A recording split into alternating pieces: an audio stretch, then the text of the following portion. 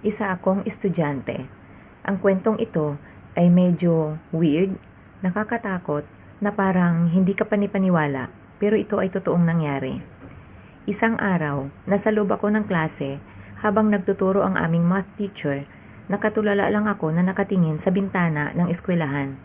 Mabuti na lang hindi ako napapansin ng aming guro. Pag nagkataon, mapapatayo na naman ako sa gitna. Tiningnan ko ang relo ko.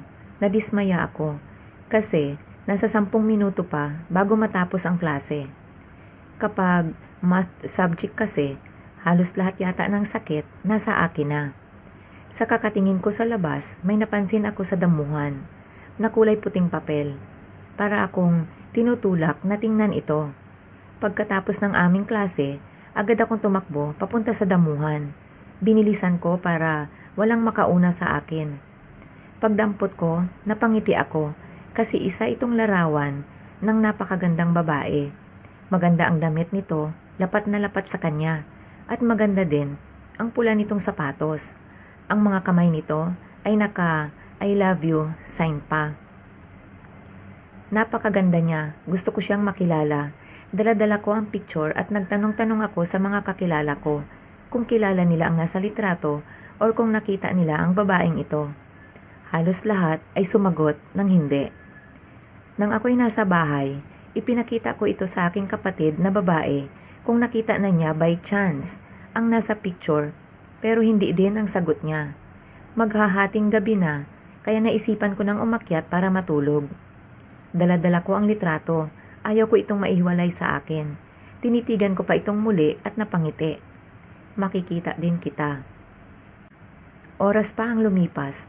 May naramdaman akong tapik sa balikat ko. Napadilat agad ako. Wala namang tao. May naririnig akong impit na halakhak.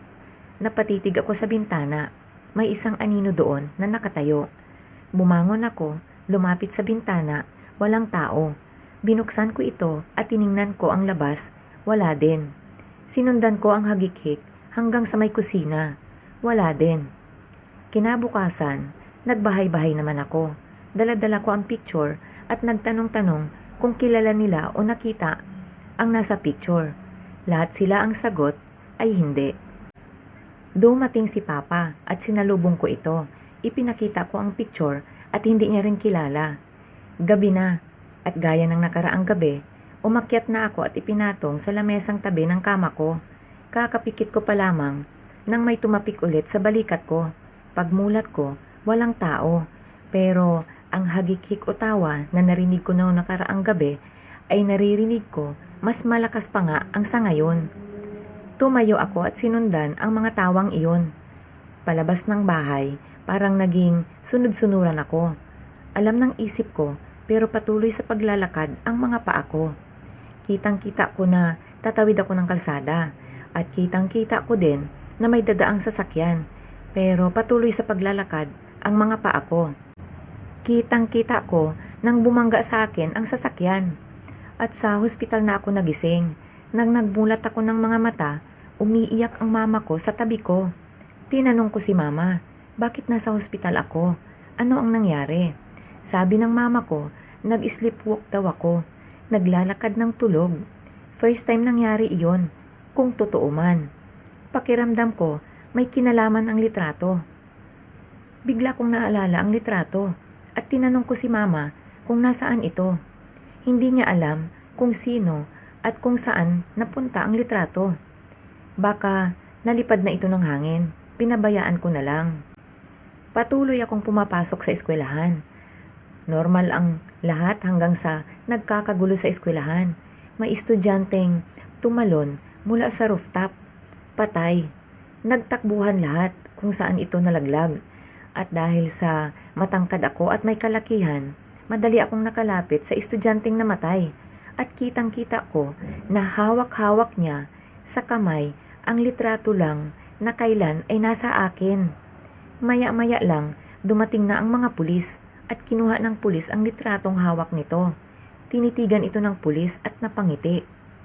Nakarinig ako ng hagik-hik, pinong halakhak. Gusto kong habulin ang pulis, pero mabilis na itong nakaalis. Weird man, pero totoo. Salamat sa pakikinig, Ate Marge. Ito ay kwento ng aking kaibigan na half-breed. Biro lang, Ate Marge. Half Filipino kasi siya at half German. Ayaw kong maniwala kasi parang nagbibiro lang siya, pero totoong nangyari. Hindi alam ni Fred kung open ang third eye niya o may kakayahan siyang makakakita at makausap ang isang kaluluwa. 5 silang magkaibigan. Sabado ng araw na yon. Lumabas sila para kumain at nakatuwa ang magbar. Masaya silang nag-uusap. Maghahating gabi na nang nagpaalam sila sa isa't isa. Naglakad si Fred papunta sa kanyang sasakyan at nag-drive ito. Habang nagmamaniho, nakaramdam siya ng matinding antok. Halos pikit na ang kanyang mga mata. Nilalabanan niya ang antok. Binuksan niya ang radyo ng kanyang sasakyan. Pero may problema yata ang channel. Nag-i-static ito, walang boses. Habang naghahanap siya ng ibang channel, pagtingin niya sa daan ay huli na. May lalaking naglalakad sa kanyang harap. Nagpreno siya ng malakas. Pero hindi kumagat ang preno. Napaigik na lang ang mga gulong nito. Pakiramdam niya may mahabang gasgas ang kalsada o kaya ay damage ang kanyang gulong sa sobrang lakas ng preno. Lumabas siya ng sasakyan. Wala naman siyang nasagasaan. Walang tao at wala ding bakat ang kalsada. At ang kanyang gulong ay wala man lang kagalos-galos. Walang palatandaan na may nangyari. Naisip niya na baka imahinasyon niya lang, dala ng alak. Ipinagpatuloy niya ang pag-drive at binuksan uli ang radyo. Ganon pa din, wala talagang channel. Binagala niya ang pagmaneho. Mag-2:00 na nang madaling araw siya nakauwi. Kapapasok niya lang ng bahay nang nagring ang kanyang telepono. Si Andy ito, isa sa mga kasama niya sa bar kanina. May pag-aalala sa boses nito at tinanong siya kung okay lang siya. Napakamot naman siya sa ulo. Tinanong niya kung bakit, kung may nangyari ba. Sinabi ni Andy na habang nagdadrive siya kanina pa uwi, ay nakita niya si Fred na naglalakad sa gitna ng kalsada at huli na para magpreno ito. Nasagasaan daw siya ni Andy. Bumaba si Andy at hinanap ang kanyang katawan. Wala itong nakita. Ang naisip ni Andy, baka may masamang nangyari kay Fred. Baka isa itong premonition. Nagsabi din si Fred kay Andy na parehong-pareho ang nangyari sa kanila, na may nasagasaan din siya. At nang bumaba siya para tingnan ito, ay wala din naman siyang nakita. Tinawagan nila ang 3 pa nilang kaibigan na kasama nila ng gabing iyon. At lahat sila ay pare-pareho ng naranasan. Werdo nga. Nagkasundo sila na magkita kinabukasan. Same place, parehong lugar kung saan sila nag-dinner at nag-inuman. Lunch sila magkikita. Pagkatapos nilang mag-usap sa telepono, naligo na si Fred at natulog. Kinabukasan, 11:00 ng umaga, ay papunta na siya sa nasabing restaurant. At siya ang pinakaunang dumating. Nagulat ang kaibigan ko at wala na ang bar-restaurant. Sunog na sunog ito. Maraming mga ambulansya at pulis sa area. Naghahanap sila kung may survivor. Nagsimula pa lamang silang ilabas kung sino man ang mga natrap sa loob. Nagpanik ang kaibigan ko, Ate Marge. May nakita ang kaibigan kong bystander na nakatingin lang sa mga pulis habang nagche-check sa area. Nilapitan niya ito at tinanong kung ano ang nangyari. At sinabi nitong nasunog ito kagabi at dahil maliit ang entrance ay walang nakaligtas kahit isa. Nanlamig ang kaibigan ko. Sinabi niya sa bystander na andun lang sila kagabi, kumain at nag-inuman. Lumakad ang kaibigan ko at tumayo sa tabing kalsada. Doon na lamang niya hintayin ang kanyang mga kaibigan. At habang nakatayo siya sa tabi, nakikita niya ang mga katawang hinahakot ng paramedics palabas ng restaurant. Tinitigan niya itong mabuti kasi familiar ito sa kanya.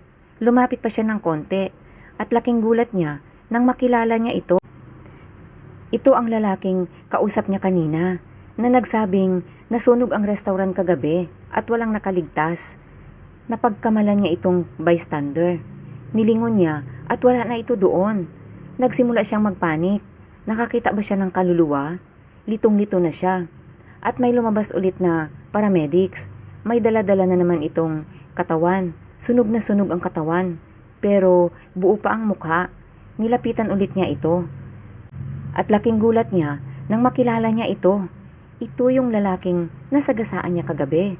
Pero nang bumaba siya ng sasakyan ay wala naman. Sumakit na ang ulo niya. Hindi na niya maintindihan ang nangyari. Palingon-lingon siya at nakita niya si Andy. Napapalapit ito sa kanya. Nakakunot ang noo at nagtanong kung ano ang nangyari. Bakit sunog ang restaurant at maraming pulis at paramedics? Sinabi pa ng kaibigan ko kay Andy na paanong nangyari. Isa sila sa pinakahuling lumabas kagabi. At sinabi niya pang nakakita siya ng kaluluwa mula pa kagabi. Nagulat naman si Andy. Tinanong niya kung ano ang ibig sabihin nito. Pinaliwanag niya kay Andy na ang nasagasaan niya kagabi ay nakita niya kaninang buhat-buhat ng mga paramedics at patay na ito. Ganon din ang bystander kanina, nakausap niya. At nakita niya din itong patay na ng ilabas mula sa loob ng restaurant. Nagulat si Andy, tinitigan siyang mabuti nito. Wala akong nakikitang kaluluwa. Ang nakita ko lang ay naglalakad ka kagabi sa gitna ng kalsada. At hindi ako nakapagpreno na sagasaan kita, kaya ako tumawag sa'yo. Ang sabi naman ni Andy kay Fred. Hanggang sa marinig nila ang mga paramedics at pulis na nagsisigawan na may 4 na katawan pa na nasa loob ng banyo ng restaurant at magkakayakap ang mga ito. Pero sunog na sunog at wala ng buhay. Naagaw ang pansin ni Fred at ni Andy. Lumapit sila at laking gulat nila nang makita ni Fred na si Andy ito at ang 3 pa niyang kaibigan. Binalik niya ang tingin kay Andy. Ngunit wala na ito doon. Napaupo siya at nag-isip kung kaluluwa na lang din ba siya. Tinanong ko pa ang kaibigan ko kung bakit siya nakaligtas. Gayong ang mga kaibigan niya patay lahat. Sinabi ko pang baka hindi talaga siya kasama sa restaurants. Pinagpawisan siya at nalungkot. Sinabi niyang kasama siya at hanggang ngayon ay hindi niya din alam kung paano ang nangyari. Tumutulo ang kanyang luha. Baka naalala niya ang kanyang mga kaibigan. Kaya sinabi ko na lang na magpasalamat na lang siya at buhay siya. Maraming salamat sa pagbasa ng aking kwento, Ate Marge.